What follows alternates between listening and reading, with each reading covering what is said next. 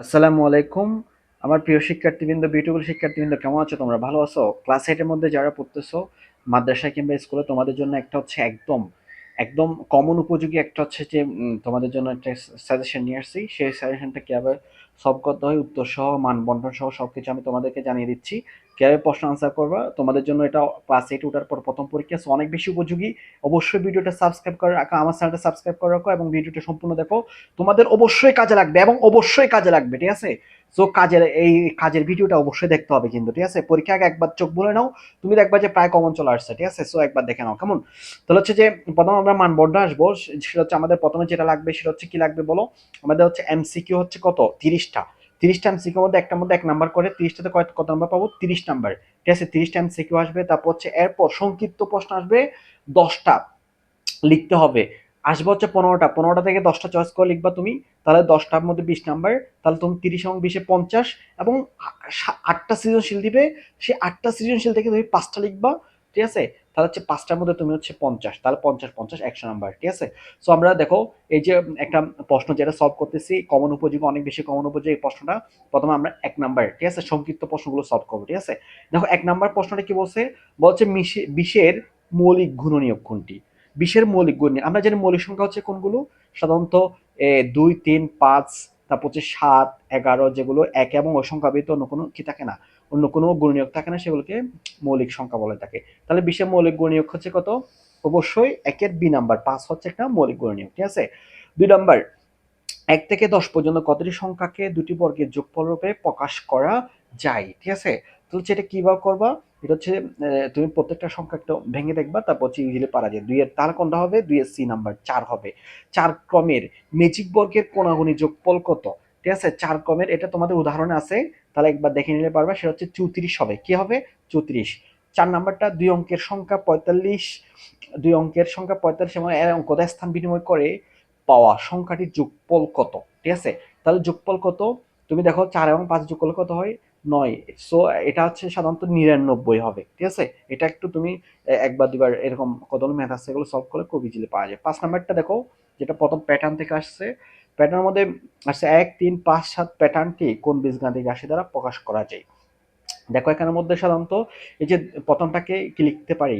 2 একে 2, 2 থেকে 1 মাইনাস করলে 1 পাওয়া যায়। 2 দুগুণ কত? 4, অর্থাৎ 4 থেকে 1 মাইনাস করলে 3 পাওয়া যায়। তারপর 3 দুগুণ কত? 6, 6 থেকে 1 মাইনাস করলে 5 পাওয়া যায়। তাহলে কি বোঝাচ্ছে? 2 মাইনাস 1, অর্থাৎ 5-এর সি নাম্বারটাকেই এই বীজগণিত রাশিটাই হবে, ঠিক আছে? 6 নাম্বারটা, 20% লাভে বিক্রয় মূল্য 480 টাকা হলে ক্রয় মূল্য কত? তাহলে ক্রয় মূল্য কত? 20% লাভে, তাহলে আমরা 20% লাভে কত হবে? 120 টাকা, ঠিক আছে? তাহলে বিক্রমূল্য 120 টাকা হলে ক্রয়মূল্য 100 টাকা, আর বিক্রমূল্য 480 টাকা হলে কত? সেটা আমরা খুব সহজে বের করতে পারি। তাই 6 নম্বরে কোনটা হবে? 6-এর সি 400 টাকা হবে, ঠিক আছে? এই ধরনের একটা ম্যাথ আমাদের আছে। তারপর 7 নাম্বারটা, টাকায় 3টি দরে কলা কিনে টাকায় 2টি দরে বিক্রি করলে শতকরা কত লাভ বা ক্ষতি হবে? 7-এর সি নাম্বারটা হবে 50% লাভ হবে, ঠিক আছে? সাধারণত এটা হচ্ছে যে আমাদের যে 3 নম্বর ম্যাথটা আছে, এই ম্যাথটা করলে খুব সহজে পারা যায়, ঠিক আছে? 2.1-এর। 8 নাম্বারটা, জমাকৃত টাকার উপর নির্দিষ্ট সময় পর যে অতিরিক্ত টাকা পাওয়া যায় তাকে আমরা কি বলি? বলতো? অবশ্যই মুনাফা বলি। তুমি মনে করো 500 টাকা দিছো, 500 টাকা জমাইছো ব্যাংকের মধ্যে, ওইটা তো তোমাকে লাভ দিছে 10 টাকা, তাহলে 510 টাকা, ওই 10 টাকা হচ্ছে মুনাফা, অর্থাৎ এটা হচ্ছে অতিরিক্ত টাকা। 9 নাম্বারটা কি বলছে দেখছো?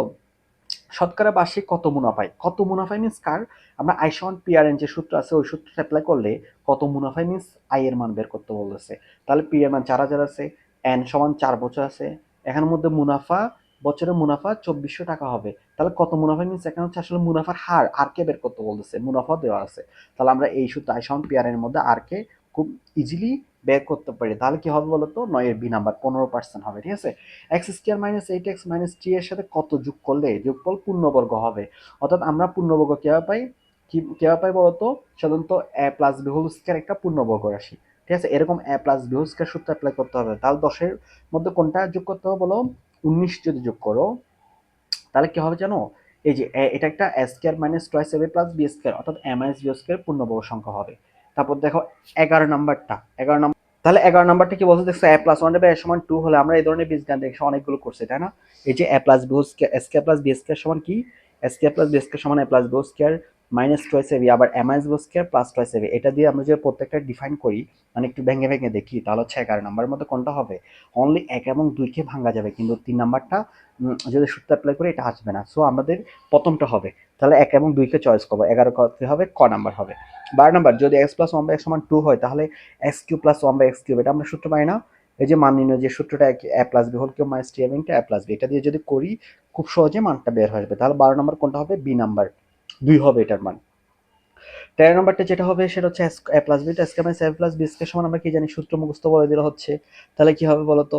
সূত্রটা হচ্ছে যে এ কিউব প্লাস বি কিউব হবে, ঠিক আছে? তারপর হচ্ছে 14 নম্বর, যেটা হচ্ছে যে ওই যে 4.3 থেকে আসছে x square plus y square minus twice x y minus 1, তাহলে x square minus twice x y আনবো, তারপর প্লাস ওয়াই স্কয়ার, তখন এক্স মাইনাস ওয়াই স্কয়ারের সূত্র করবো আর একটা মাইনাস 1 স্কয়ারের সূত্র করবো। তখন 14 নম্বরের কোনটা আনসার হবে বলতো? 14 এর বি নাম্বার হবে, x minus y minus y plus 1, এটা একটা উৎপাদক পাওয়া যাবে। 15 নম্বরটা দেখো, x to the power four minus twice x square plus 1 এর একটি উৎপাদক হলো, এটা হচ্ছে আমরা কি করব? মিডল টার্ম করব, ঠিক আছে? আমরা হচ্ছে খুব সহজে মানে বা খুব সহজে হচ্ছে যে এটাকে সূত্র অ্যাপ্লাই করতে পারি, এমআইএস বস্কের সূত্র অ্যাপ্লাই করতে পারি, ঠিক আছে? তাহলে এইভাবে যে সূত্র অ্যাপ্লাই করো তাহলে কোনটা হবে? X plus one, x plus one হবে, তাহলে x two the power four plus হবে, ঠিক আছে? Good. X two the power four minus twice square plus 1 এর উৎপাদক হচ্ছে 15 নম্বরের মধ্যে কোনটা হবে? সাধারণত এইটাই, এক্স প্লাস 1 একটা উৎপাদক পাওয়া যাবে, ঠিক আছে? এরপর 16 এবং 17 নম্বর নিচের আলোকে 16-17 নম্বর প্রশ্নের উত্তর আনসার করতে হবে, ঠিক আছে? 16 নম্বরের মধ্যে বলা আছে 2 × a প্লাস b, এরকম তিনটা রাশি দিয়ে আছে, বীজগাণ রাশি দিয়ে আছে, তাহলে বলা হচ্ছে রাশি তিনটি গসাগু। আমরা জানি রাশি তিনটি গসাগু কিভাবে নির্বাচন করব? প্রথমে সূত্রগুলো অ্যাপ্লাই করব, যে কমন গেলে সাধারণত উৎপাদকের মধ্যে তিনটা স্টেপ আছে, একটা হচ্ছে কমন যায় কিনা দেখতে হবে, 2 নম্বরের স্টেপ হচ্ছে সূত্র অ্যাপ্লাই করা যায় কিনা দেখতে হবে, 3 নম্বর স্টেপ হচ্ছে মিডল টার্ম। এভাবেই সাধারণত প্রত্যেকটা রাশি, প্রথম রাশিকে সাধারণত এভাবে রেখে দিব, দ্বিতীয় রাশিকে স্কয়ার বি স্কয়ার সূত্র করব, আর তৃতীয় রাশির মধ্যে কমন নিব, এ বি কে কমন নিব, তাহলে যেটা কমন যাবে সেটাই, যেটা তিনটার মধ্যে কমন যাবে সেটা হচ্ছে আমাদের গসাগু। তাহলে 16 মধ্যে তিনটা কমন কোনটা যাবে বলতো? বি নাম্বার রাশিটা, 2 × a প্লাস বি প্রত্যেক জায়গায় কমন যাবে, তাহলে 16 কি হবে? বি হবে, অর্থাৎ খ। এরপর 17 নম্বর, রাশি তিনটে লসাগু, সাধারণত সবগুলোকে আমরা একসাথে নিয়ে যেটা পাবো সেটা হচ্ছে ওটা লসাগু হবে, তাহলে 17 সি নাম্বার হবে, ঠিক আছে? 18 নম্বর বলতে হচ্ছে এক্স ডের বড় একটি ভগ্নাংশ হলে কোন সত্যটি প্রযোজ্য, ঠিক আছে? কোন সত্যটি প্রযোজ্য হবে? অবশ্যই y not equals to zero হতে হবে, কারণ ওয়াই যদি জিরো হয়ে যায় বা ওয়াই যদি জিরো হয়ে যায় তাহলে তো একটা ভগ্নাংশ থাকতেছে না, এই জন্য 18 ডি নাম্বার হবে, Y not equals to zero. 19 number, এক minus B Q square plus B square plus AB minus A Q plus B Q square plus B square minus AB, এটা আসলে তুমি লঘিষ্ঠ আকারে প্রকাশ করবা। সাধারণত আমাদের 5.1 এর মধ্যে যে লঘিষ্ঠ আকার আছে সেই লঘিষ্ঠ আকার, অর্থাৎ যেগুলো কমন যায় সূত্র অ্যাপ্লাই করে, যেগুলো কমন যায় সেগুলো কেটে দিব, কেটে দেওয়ার পর উপর নিচে কাটার পর যেটা থাকবে সেটা হচ্ছে আনসার, অর্থাৎ মাইনাস টু বি থাকবে, ঠিক আছে? তুমি যদি কাটাকাটি করো মাইনাস টু বি থাকবে। তারপর হচ্ছে 20 নাম্বার, চতুর্ভুজের চারটি কোণের সমষ্টি কত ডিগ্রি? এটা আমরা সবাই জানি 360 ডিগ্রি, ঠিক আছে? চতুর্ভুজের ক্ষেত্রে 360 ডিগ্রি আর ত্রিভুজের ক্ষেত্রে 180 ডিগ্রি। তারপর হচ্ছে 21 নাম্বার, গুড়ির চার কোণের সমষ্টি কত? গুড়ির চার কোণের সমষ্টি কত? গুড়ি দেখছো? গুড়ি হচ্ছে একটা কি চতুর্ভুজের মতো, চতুর্ভুজের ক্ষেত্রেও সিমিলার 360 ডিগ্রি, আসলে গুড়ি মিন্স চতুর্ভুজকে মিন করতেছে। 22 নাম্বার, একটি রম্বস অঙ্কনের জন্য কয়টি উপাত্তের প্রয়োজন হয়? একটি রম্বস অঙ্কনের জন্য অবশ্যই দুটি উপাত্তের প্রয়োজন হয়, ঠিক আছে? এটা মুখস্থ করতে হবে, কেমন? 23 নাম্বার, বর্গ আঁকা যায়, সাধারণত বর্গ আঁকা যায় কিসের কিসের? অবশ্যই একটি বাহু দেয়া থাকতে হবে, একটি কোণ দেয়া থাকতে হবে, কোণ দেয়া থাকলে বর্গ আঁকা যায় না, সো 23-এর 1 এবং 2 হবে, ঠিক আছে? 24 নাম্বার, 5 সেন্টিমিটার বাহুবিশিষ্ট বর্গক্ষেত্রে একটি কোণের পরিমাণ কত? তা হচ্ছে অবশ্যই অবশ্য হচ্ছে কি হবে? সাধারণত আমরা জানি বর্গক্ষেত্র কাকে বলে? যার প্রত্যেকটা কোণ সমকোণ এবং প্রত্যেকটা বাহু সমান, তাকে কি বলে? তাকে বলে যে বর্গক্ষেত্র। সুতরাং 24-এর মধ্যে সি নাম্বার হবে, 90 ডিগ্রি হবে, ঠিক আছে? তাহলে 25 নম্বরটা দেখো, বলা হচ্ছে নিচের চিত্রালোকে 25-26 নং প্রশ্নের উত্তর দিতে হবে। এ বি সি, সেখানের মধ্যে এ বি সি একটা ত্রিভুজ আছে, এসি বাহু মিন্স অতিভুজের মান দেওয়া আছে, বিসি মিন্স ভূমির মান দেওয়া আছে, তাহলে এ বি বাহুর দৈর্ঘ্য কত? ঠিক আছে, আমরা এটা খুব সহজে বের করতে পারি। পিথাগোরাস উপপাদ্য অনুসারে অতিভুজ স্কয়ার সমান লম্ব স্কয়ার প্লাস ভূমি স্কয়ার, এই সূত্রটা অ্যাপ্লাই করলে আমরা এ বির মানটা বের করবো, ঠিক আছে? তাহলে এটা 25-এ কি হবে? বি হবে, 12 সেন্টিমিটার হবে। 26 নম্বর, এ বি সি ত্রিভুজের ক্ষেত্রফল কত বর্গ সেন্টিমিটার? আমরা যদি পাই তাহলে হচ্ছে এখানের মধ্যে এবি হচ্ছে কি? এবি হচ্ছে উচ্চতা, তাহলে আমরা জানি ক্ষেত্রফল সূত্র হাফ ইন্টু ভূমি গুণ উচ্চতা, তাহলে ফার্স্ট ইন্টু কত হবে? তাহলে এর আগে কত পাইছি? 25-এর মধ্যে আমরা পাইছি না হাইট কত পাইছি? 12, তাহলে হচ্ছে হাফ ইন্টু, তাহলে 5-30 হবে, তাহলে 26-এ কত হবে? এ নাম্বার হবে। 27 নম্বর, একটি সমবাহু ত্রিভুজের অতিভুজ 13 সেন্টিমিটার, উচ্চতা এত সেন্টিমিটার হলে এর ভূমি কত সেন্টিমিটার? আমরা সিমিলারলি এই যে পিথাগোরাস উপপাদ্য সূত্রটা অ্যাপ্লাই করব। অতিভুজ স্কয়ার সমান লম্ব স্কয়ার প্লাস ভূমি স্কয়ার, এটি অ্যাপ্লাই করলে খুব সহজেই আমরা মান পেয়ে যাবো। তাহলে 27 কোনটা হবে? 27 বি নাম্বার হবে। গুড। 28 নাম্বার, কোন উপাত্তের সর্বোচ্চ মান 80, সর্বনিম্ন মান 40, শ্রেণীব্যক্তি 5 হলে তাহলে হচ্ছে যে শ্রেণী সংখ্যা কত হবে? প্রথম হচ্ছে আমরা এখানে পরিসর বের করবো, সর্বোচ্চ সংখ্যা মানে সর্বনিম্ন সংখ্যা প্লাস 1, এরপর শ্রেণী সংখ্যা বের করবো। শ্রেণী সংখ্যা সমান কি? পরিসর ডিভাইড বাই শ্রেণীব্যক্তি। এই সূত্রটা অ্যাপ্লাই করলে খুব সহজে শ্রেণী সংখ্যা চলে আসবে। তাহলে 28 বি নাম্বার হবে 9 উত্তর। ঠিক আছে। পাইচিত্রের কেন্দ্রে কত ডিগ্রি কোণ উৎপন্ন করে? এটা আমরা সবাই জানি 360 ডিগ্রি কোণ উৎপন্ন করে। ঠিক আছে। কেন্দ্রীয় প্রবণতার মান কয়টি? এটা আমরা সবাই জানি 3টি, সেটা হচ্ছে গড়, মধ্যক আর প্রচুরক। ঠিক আছে। এভাবে এই ম্যাথগুলো সলভ করতে হবে, মানে এগুলো যদি সলভ করো। এখন আমরা হচ্ছে সংক্ষিপ্ত প্রশ্ন একবার দেখে নিব। দেখো, সংক্ষিপ্ত প্রশ্ন উত্তর এগুলো কিন্তু খুব বেশি ইম্পর্টেন্ট। ঠিক আছে। অবশ্যই চ্যানেলটা সাবস্ক্রাইব করতে হবে এবং সাথে থাকতে হবে। তোমাদের জন্য আরো নতুন নতুন ভিডিও নিয়ে আসবো। তোমাদের অন্যান্য কোন কোন সাবজেক্টগুলো লাগবে সেটা কমেন্টস করবে। ঠিক আছে। এবং যে কোনো 10টি প্রশ্ন উত্তর থেকে যে কোনো 10টি প্রশ্ন উত্তর কয়টি থেকে? 15টি থেকে। ঠিক আছে। প্রথম আমরা ফিবোনাক্কি সংখ্যা কাকে বলে উদাহরণ দাও। সাধারণত 1 নাম্বার ফিবোনাক্কি সিরিজ পড়ছি না? ঠিক আছে। সাধারণত এই ফিবোনাক্কি সিরিজ কাকে বলে এটা বলতে হবে। আমরা পারি যে না, ফিবোনাক্কি সিরিজ সাধারণত 0 1, এরপর পূর্ববর্তী দুটো সংখ্যা যোগ করে পরবর্তী সংখ্যা। ঠিক আছে। 1 1, তারপর হচ্ছে এরপর কত? 2 1 এবং 1 যোগ করলে 2, 2 1 1 যোগ করলে 3, 3 2 কত? 5, 5 3 8, এভাবে যে বাড়তে থাকে পূর্ববর্তী দুটো সংখ্যা যোগ করে পরবর্তী সংখ্যা গঠনের মাধ্যমে যে সিরিজটা পাওয়া যায় এটাকে ফিবোনাক্কি সিরিজ বলা হয়ে থাকে। ঠিক আছে। তারপর হচ্ছে 1 4 7 10 প্যাটার্নের সাধারণ পথ নির্ণয় করে, এটা খুব সহজে বের করা যায়। এটা দেখবা। লাভ ও ক্ষতির সূত্র লিখো। লাভ মিন্স কি? বিক্রয় মূল্য থেকে ক্রয় মূল্যকে বিয়োগ করবা। আর ক্ষতি মিন্স কি? ক্রয় মূল্য থেকে বিক্রয় মূল্যকে বিয়োগ করবা। মুনাফার হার এবং সরল মুনাফা কাকে বলে?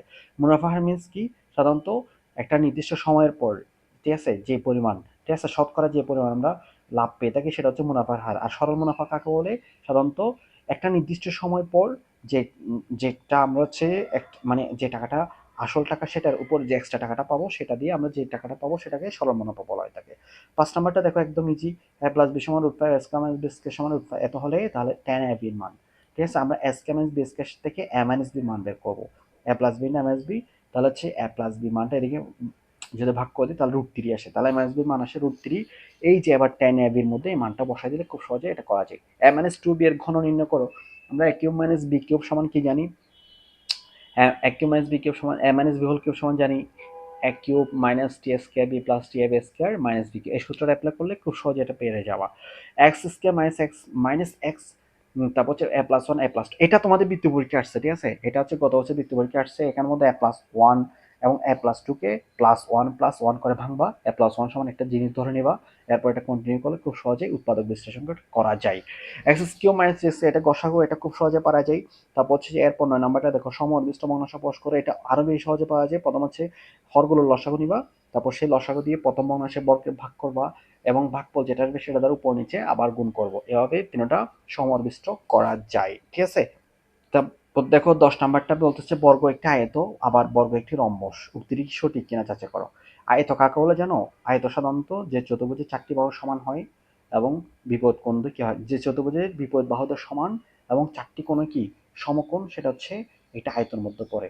আবার বর্গ একটি রম্বস। রম্বস কখনো বর্গ হতে পারে না। কেন হতে পারে না? কিন্তু 4টি বাহু সমান হয়, কিন্তু কি দেখো, কিন্তু হচ্ছে কি হতে পারে না, মাস্ট বি হচ্ছে যে কোনগুলো একটাও কিনে সমকোণ রম্বসের ক্ষেত্রে, সেই জন্য এটা হতে পারে না। এটা তুমি ঠিকমতো কাকে বলে এটা লিখে যে সুন্দর করে লিখে দাও, 4 2 2 পাবা। পেন্সিল ও কম্পাস ব্যবহার করে 45 ডিগ্রি প্রথমে আমরা হচ্ছে যে লম্ব আঁকবো। লম্বকে দ্বিখণ্ডিত করলেই 45 ডিগ্রি কোণটা আঁকা সম্ভব হয়। 12 নাম্বারটা, একটি রম্বস একটি বাহুর দৈর্ঘ্য 3 সেন্টিমিটার, একটি কর্ণ এত সেন্টিমিটার হলে রম্বসটি আঁকো। সাধারণত এটা খুব সহজে আঁকা যায়। এটা এ ধরনের ম্যাথ আমার চ্যানেলে পাবা, অবশ্যই দেখবা। ঠিক আছে। চ্যানেলটা সাবস্ক্রাইব করলে অবশ্যই এই ধরনের ম্যাথগুলো পাওয়া। 13 নাম্বারটা দেখো, বলা হচ্ছে পি কিউ আর সমকোণ ত্রিভুজে কি কোণ সমকোণ। তাহলে হচ্ছে এটা পিথাগোরাস উপপাদ্য অ্যাপ্লাই করলে সাধারণত এখানের মধ্যে পি কিউ ভ্যালুটা খুব সহজে বের করা যাবে। 14 নম্বর, পরিসংখ্যান ও পরিসংখ্য উপপাদ্য বলতে কি বোঝায়? সাধারণত কোনো যে কোনো একটা তথ্যকে যদি আমরা কিসে প্রকাশ করি, সংখ্যায় প্রকাশ করি, তখন সেটাকে পরিসংখ্যান বলা হয়ে থাকে। আর পরিসংখ্যান উপপাদ্য মানে কি? অনেকগুলো, সাধারণত অনেকগুলো তথ্য নিয়ে যে কাজ করে সেটা হচ্ছে পরিসংখ্যান উপপাদ্য। ঠিক আছে। তারপর হচ্ছে শ্রেণীবৃত্তি কাকে বলে? এটা খুব সহজে বের করা যায়। 21 মাইনাস কে এর মধ্যমান 26 হলে কে এর মান কত? সাধারণত শ্রেণীবৃত্তি হচ্ছে যে 21 মাইনাস কে এর মধ্যমান বলছে না 26, তার হচ্ছে যে আমরা শ্রেণীবৃত্তির মধ্যমান কে বের করি, দোনোটাকে যোগ করে 2 দিয়ে ভাগ, তাহলে 21 থেকে কে, এটা 21 প্লাস কে ডিভাইড বাই 2 সমান 26। এখান থেকে কে এর মান খুব সহজে বের করা যায়। এখন আমরা সৃজনশীল প্রশ্নে আসবো। ঠিক আছে। ধর সৃজনশীল প্রশ্নের মধ্যে সাধারণত প্রত্যেকটা বিভাগ থেকে একটি করে, সাধারণত 4টা বিভাগ থেকে, একটা হচ্ছে পাটিগণিত, একটা হচ্ছে বীজগণিত, আর একটা হচ্ছে জ্যামিতি, আর একটা হচ্ছে পরিসংখ্যান। প্রত্যেকটা থেকে একটি করে। তাহলে পাটিগণিত থেকে একটা করছো তুমি, বীজজ্ঞান থেকে একটা করছো 2টা, জিওমেট্রি থেকে একটা করছো 3টা, পরিসংখ্যান থেকে একটা করছো 4টা। 4টা প্রথমে করতে হবে, এরপর যেকোনো একটা তুমি যেখানে সহজ মনে হবে সেখান থেকে করবা। আমি তোমাদেরকে প্রায়োরিটি দেবো অবশ্যই আরেকটা বীজজ্ঞান থেকে করার ট্রাই করিও, কারণ বীজগণিত প্রশ্নটা সাধারণত সহজ হয় এবং খুব দ্রুত করা যায়। অবশ্য যাদের সহজ লাগে আর যাদের মনে হয় যে বীজগণিত কঠিন মনে হবে তারা পরিসংখ্যান চ্যাপ্টার থেকে 2টা অ্যান্সার করতে পারবা। 2টা অ্যান্সার করলে এখানে 20-20 আর এখানে 30-30। তাহলে কিভাবে করছে দেখো, প্রথম বীজগণিতের মধ্যে 1 নম্বর প্রশ্ন করে থেকে আসছে দেখো। এই যে 1 নম্বর প্রশ্নটা হচ্ছে যে প্যাটার্ন থেকে দেখো, প্যাটার্নের ম্যাথগুলো খুব সহজে করা যায়। 2 নম্বরটা কোথা থেকে আসছে দেখো, 2 নম্বরটা আসছে হচ্ছে কোথা থেকে দেখছো, সাধারণত এই যে মুনাফা আসলে যে ম্যাথগুলো আছে এখান থেকে আসছে। 3 নম্বর ম্যাথটা দেখছো কোথা থেকে আসছে, 3 নম্বর বীজগণিতের মধ্যে প্রথমটা হচ্ছে যে এই যে 4.1 যে চ্যাপ্টারটা আছে ওইখান থেকে আসছে, এবং 4.2 থেকে আসছে কিউবের ম্যাথ। এরপর 5.1 এর থেকে আসছে এই যে লঘিষ্ঠ আকারে প্রকাশ করা, এটা তোমরা খুব সহজে পারবা। তারপর জ্যামিতিটা একটু দেখো, জ্যামিতি সাধারণত সামুদ্রিক ক্রিয়াবাক্ত হয়। এটা জ্যামিতির পাশের অবস্থিত অংশগুলো দেখে নাও, দেখছো বর্গাক সাধারণত 6 সেন্টিমিটার বিশিষ্ট বর্গাক্ত বলছে, এটা সামুদ্রিক আকার। এটা হচ্ছে তোমাদের এই যে সামুদ্রিক প্রথম যে 7টা আছে ওইখান থেকে আসছে। রম্বসের 2টি কর্ণের দৈর্ঘ্য হলে এটা খুব সহজে আঁকা যায়। তারপর 6 নম্বরটা দেখো, এটা হচ্ছে তোমাদের এই যে সাধারণত অতিভুজ স্কেল সহ লম্ব স্কেল প্লাস ভূমি স্কেল ওইখান থেকে আসছে, খুব সহজে দেখা যায়। আর 7 নম্বর আর 8 নম্বর মধ্যক। তারপর হচ্ছে 7 নম্বরটা দেখো, দেখতেছো 7 নম্বরটা হচ্ছে কি বলছে, প্রদত্ত পথের মধ্যক। সাধারণত মধ্যক কিভাবে নির্বাচন করবা, মধ্যক নির্বাচন করার জন্য অবশ্যই ক্রমানুসারে অর্থাৎ ঊর্ধ্বক্রমে সাজাতে হয়, সাজিয়ে তারপর করতে পারবা, ঠিক আছে। 2টার মধ্যে মধ্যক আছে। সো ম্যাথটা দেখো একবার ভালো করে দেখো, ঠিক আছে, গুড। তাহলে হচ্ছে এভাবে দেখবা, এভাবে এই ম্যাথগুলো যদি ঠিক মতো দেখো তুমি ইনশাল্লাহ একদম মানে 80+ নাম্বার ইনশাল্লাহ এই প্রশ্ন থেকে পেয়ে যাবা, ঠিক আছে। সো তোমরা যারা দেখছো অবশ্যই জানাবা কমন পাইছো না পরীক্ষায়, এবং কেমন কমন পাইছো, তোমরা এরপর কোন চ্যাপ্টার চাচ্ছ, ঠিক আছে। অবশ্যই জানাবা, কমেন্টস করবা, আর অবশ্যই আমার চ্যানেলটা সাবস্ক্রাইব করবা। সাবস্ক্রাইব করলে তখন তোমাদের যে কমেন্টস এগুলো রিপ্লাই দিয়ে আমি তোমাদের জন্য নতুন নতুন ভিডিও নিয়ে আসবো, সাধারণত শিক্ষণীয়, ঠিক আছে। যে কোনো ধরনের শিক্ষণীয় ভিডিও পাওয়ার জন্য তোমাদের ক্লাসের তোমাদের সাধারণত বইয়ের বিভিন্ন কঠিন টপিকসগুলো জানার জন্য আমাকে অবশ্যই কমেন্টস করবা। সাধারণত মাদ্রাসা শিক্ষার্থী যারা আছে তারা অবশ্যই আমার জন্য দোয়া করবা যেন আমি সফল হতে পারি, ঠিক আছে। তোমাদের জন্য যেন সেবা করতে পারি, যেন সুস্থ থাকতে পারি, এটার জন্য দোয়া করবা। আর অবশ্যই সাবস্ক্রাইব করবা। ওকে, আল্লাহ হাফেজ।